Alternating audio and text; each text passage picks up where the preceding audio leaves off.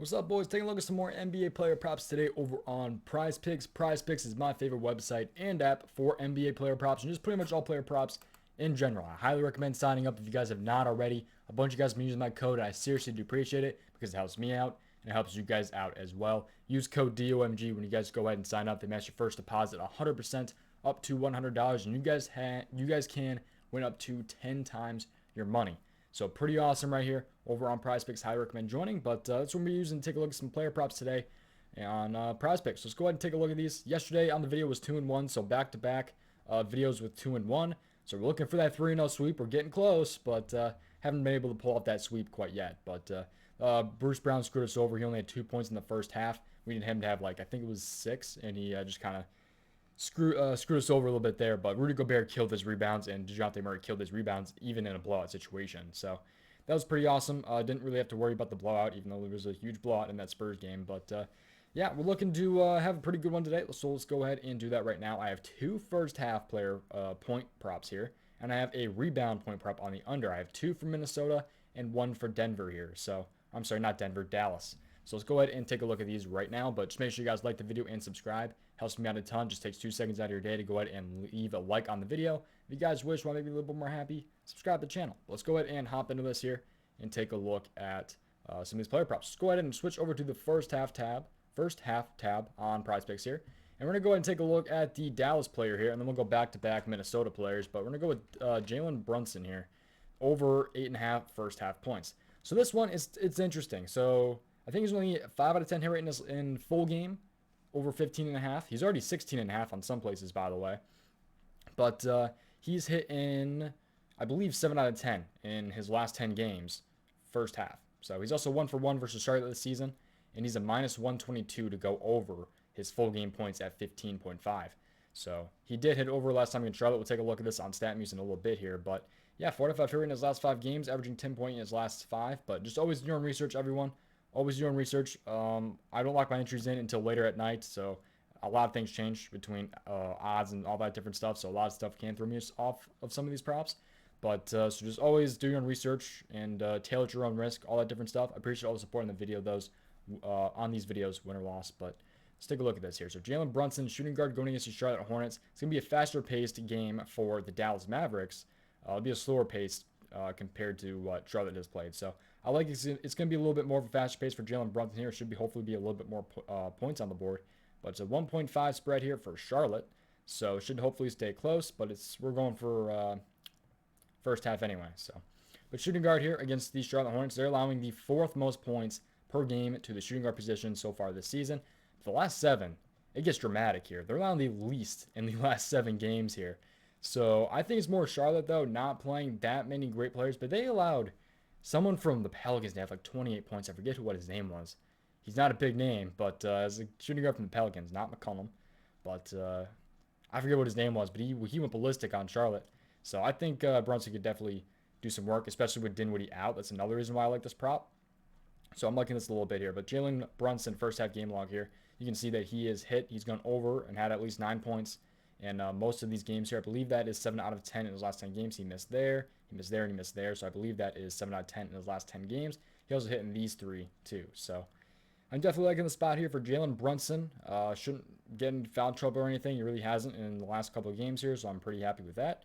And it's a prop that I'm definitely looking forward to tonight. So that's one that I'm liking a little bit here. Let's take a look at a Minnesota prop here. It's going to be Patrick Beverley over 5.5 first half points. He has killed this in his last 3 games. He had 11, 12, and 9 in his last 3.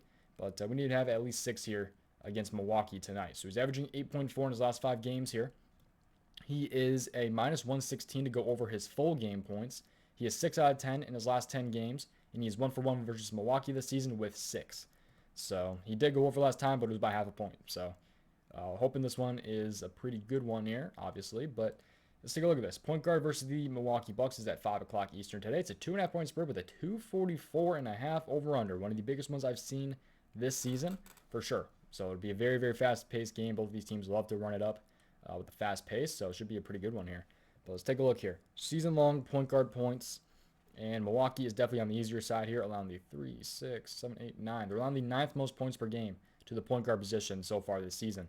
Last 7 games here, The Milwaukee Bucks have allowed I believe that is 7th most points in the last 7 games to the point guard position. So they're staying consistent on allowing a lot of points to the point guard this season. So we'll take a look here. We're going to go on Statmuse real quick, and we're going to go ahead and put in Beverley. First half game log. I actually messed that up. Got to put a space there. There we go. Patrick Beverley, first half game log here, and we need him to go ahead and go over 5.5 points. We need him to have at least 6, and he has hit, I believe, 6 out of 10 in those last 10 games, assuming I count everything correct. But the one with this one is he has gotten into foul trouble before. 3 fouls, 4 fouls, 3 fouls. So it looks like he's gotten into foul trouble 3 out of his last 10 games, which is not good. So, yeah, we're hoping, though, he can get it done today against Milwaukee. And if we go ahead and put in versus Bucks in here, you can see that he had a 6 last time versus Milwaukee in only 8 minutes, too. So he did have 2 fouls, but he also made 2 threes. But I'm hoping that Patrick Beverley can get on the board early and hit at least 6 points here versus the Milwaukee Bucks tonight. So all we need is 2 three-pointers made, and that will be good. So hopefully he should get more minutes than 8 too. So it should be good. But we also take a look at what he did with the Clippers. But I mean, that was 2021. That was last season. He only had 2 points in 14 minutes, but hitting the other games too. So if you guys care about going all the way back, but I really just kind of focus on this season for the most part. So that's what I like for the first half. I'm kind of messing around with the first half again, even though first half kind of screwed us over yesterday with Bruce Brown, but I'm looking forward to the first half ones, kind of experimenting with them. But let's take a look now at a rebound prop here, and it's going to be on the under. Karl-Anthony Towns, I like him under 10.5 rebounds. He's averaging 11.8 in his last 5 games, but that's because of the Spurs game. He allowed 17 rebounds, or he had 17 rebounds against the Spurs. But yeah, he's 3 out of 5 favorite in his last 5 games. When you take a more look into this one, he is a minus 110 to go under this. He has hit in 39% of his games this season, 5 out of 10 games in his last 10, and he had 3 in 38 minutes last time versus Milwaukee. That's not a typo. He had 3 rebounds last game versus Milwaukee, as far as I know, in 38 minutes. It was kind of shocking to see that, but unless I got something wrong somehow, Karl-Anthony Towns had 3 rebounds last time against Milwaukee. It was in like October or whatever. It's like he didn't get into foul trouble or anything. He had 38 minutes. So we're looking to see if Karl-Anthony Towns can once again go under against Milwaukee. It'd be nice if he had 3 rebounds again here, but 2.5 point spread, 244.5 over under, so it'll be a very fast pace like I talked about, and it won't be a blowout or anything, so that's not necessarily good for these rebounds and all that, but Milwaukee's still allowing the second least amount of rebounds in the NBA to the centers per game this season. In the last 7 games, they're allowing the least. So Milwaukee has been a very, very stingy defense towards the rebound here, and with Karl-Anthony Towns only hitting in 39% of his games, 5 out of 10 in his last 10, I think could be definitely a pretty good spot here for Karl-Anthony Towns to go ahead and go under his rebounds. So those are the 3 that I'm liking today, man. Got 2 first half point props for you guys here. Jalen Brunson over 8.5 first half points, Patrick Beverley over 5.5 first half points, and Karl-Anthony Towns under 10.5 rebounds. That's what I got for you guys today. Hopefully we have a good one here. Yesterday I think it was a tough day for a lot of people, but I ended up making out pretty good. I wasn't absolutely horrible, so that was that was okay. But yeah, it could have been a lot worse. I know a lot of people got screwed yesterday, but yeah, that's gonna do it, man. Appreciate watching. I'll see you guys in the next one. Thank you for keeping the positivity on the channel. That's all I ask for, and I'll see you guys in the next one. Goodbye.